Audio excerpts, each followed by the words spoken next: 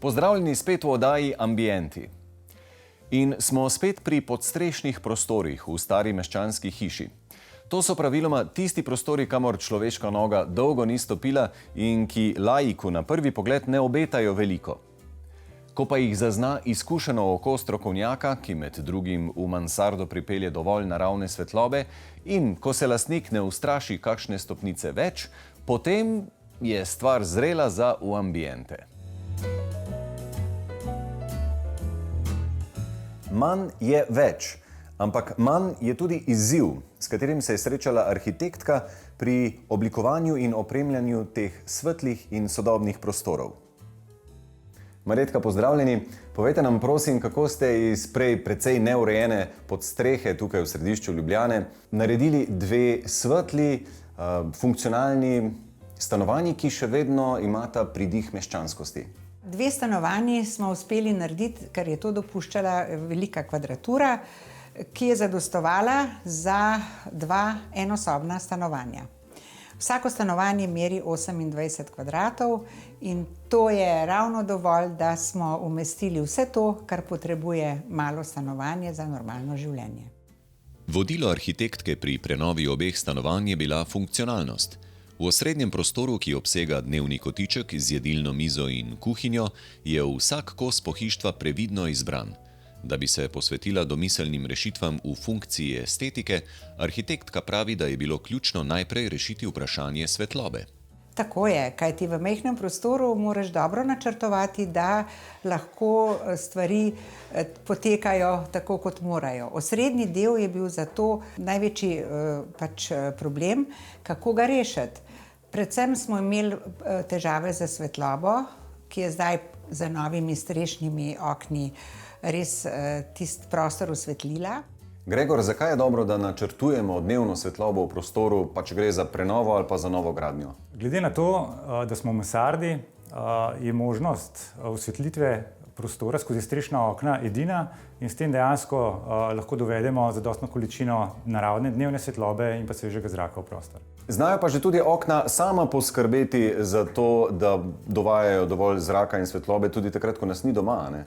Res je, če se odločimo za elektrifikacijo oken preko posebnega sistema nadzora, lahko z oddaljenosti upravljamo z izdelki preko aplikacije na pametnem telefonu, oziroma je stvar lahko še bolj avtomatizirana, se pravi preko senzorjev, ki merijo temperaturo, vlago v prostoru in posebnost CO2.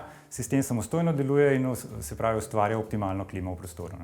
To pomeni takrat, ko je premalo kisika, govorim zelo po domače, se bodo okna odprla? Se bodo okna odprla in ko parameter naraste na želeno mejo, se bodo okna nazaj zaprla. Enako je glede pregrevanja, če je napovedano pregrevanje, se bo senčilo spustilo in ob določeni temperaturi spet dvignilo.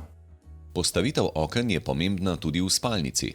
Njihova funkcija je, da omogočijo dovolj naravne svetlobe, obenem pa z zatemnitvenimi senčili pripomorejo k kvalitetnemu spancu. In ko smo v prostor dobili lepo količino naravne svetlobe, potem zvečer naletimo na drug problem, kajti takrat potrebujemo pa temo. Kako takrat reagirati? V tem primeru na okno montiramo notranje zatemnitveno senčilo. Sama montaža je izredno enostavna. Senčilo je lahko v večjih barvnih odtenkih, lahko je tudi kot neka dekoracija v prostoru. Kot pravi arhitektka, se je prenova stanovanja začela s postavitvijo oken kot naravnim virom svetlobe. Ampak kdaj jih je potrebno zamenjati?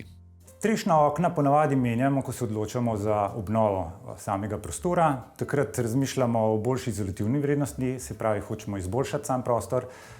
In če se zamenjavo ne bi odločili, bi staro strešno okno, ki ima relativno slabe izolativne vrednosti, povzročalo težave. Se pravi, to bi bila točka rosišča. Če pa se odločimo za nova strešna okna, pridobivamo bolj izolativen izdelek. Ob vsaj troslojni zasteklitvi pa tukaj tudi pomaga spodbuda Ekosklada, ki subvencionira zamenjavo stavbnega pohištva. Ker dejansko naš cilj je, da cel prostor naredimo izolativen. Kako pa naj človek sploh ve, koliko strešnih oken je dovolj oziroma ravno prav? Zato obstajajo normativi. 20% tlorisne površine obdelanih okenskih odprtin. Sigurno pa na odločitev vpliva še arhitektura samega objekta, višine kolenčnih zidov, razmaki med špirovci. Tako da dejansko poskušamo zoptimizirati glede na to, kaj prostor ponuja. Koliko invaziven je tak poseg, torej menjava strešnih oken, koga za to potrebujemo, pa koliko časa nam to vzame? To je relativno enostaven poseg, je pa treba omeniti, da gre za gradbeni poseg, saj ponavadi menjamo stara okna, ki so drugačnih dimenzij. Če dodamo še kakšno okno, se pravi, se prostor bolj osvetli, je potrebno zamenjati notranje špalete. Zato dejansko priporočamo, da se investitor odloči za izvajalca, ki je vešč teh opravil. Koliko časa traja? Dan, dva, odvisno od količine samih oken. Posebna pozornost pri opremi je namenjena barvam. Kombinacija nevtralne barvne sheme in izpostavljenega odtenka dobro funkcionira. Med detajli, ki izstopajo, je tudi izvirna ideja arhitektke, uokvirjen vzorec tapete, kar pripomore k živahnosti prostora in obenem poudari meščanski pridih. Na kaj je treba biti pozoren v manjšem stanovanju? Arhitektka pravi, da je treba pustiti dovolj prehodov. Moje mnenje je, da v majhno stanovanje je zelo pomembno umestiti prave stvari, da niso prevelike, da so tudi te svetlih barv, sploh če ni dovolj svetlobe, da je pohištvo morda na nogicah, ker s tem deluje bolj zračno. Potem morda se izogibamo velikim sedežnim garnituram v obliki L, je boljše imeti dvosed in dodati kakšen fotelj ali taburet. Morda tudi v teh primerih odsvetujem pretirano natrpati prostor za pohištvom, kajti velikokrat sploh toliko prostora ne potrebujemo za shranjevanje, a ne kakšnih kosov, ampak so nam všeč in jih umestimo, potem pa v bistvu izgubimo funkcionalnost, prehode in tudi samo podobo prostora. V tem stanovanju se vse povezuje. Vzorec tapete in barvna shema, strešna okna ter lep pogled na Ljubljanski grad.